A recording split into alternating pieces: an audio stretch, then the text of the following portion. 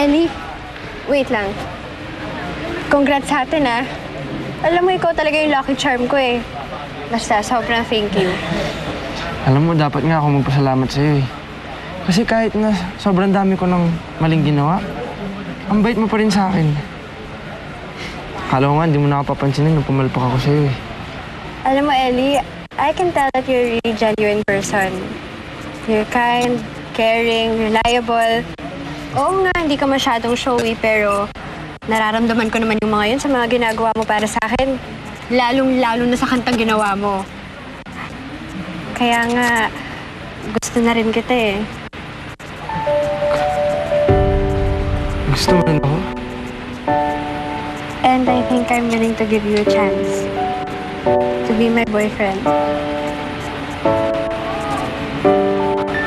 Ano? Yes na, Ellie!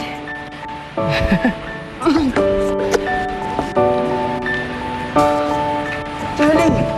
Ang tagal niyo!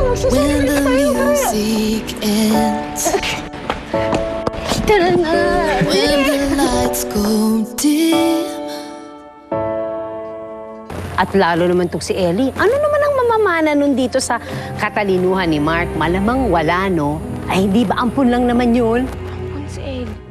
Alam mo pare ko kung pwede ko lang sana i-erase lahat ng problema mo, ginawa ko na. Tama ba yung pagkakaintindi ko na nakasulat dyan sa likod? Na hindi nila ako anak, naampun lang ako. Together till forever with you. You're the one I blame. You made me fall in love. Do you feel the same? Boy, I'll do anything for your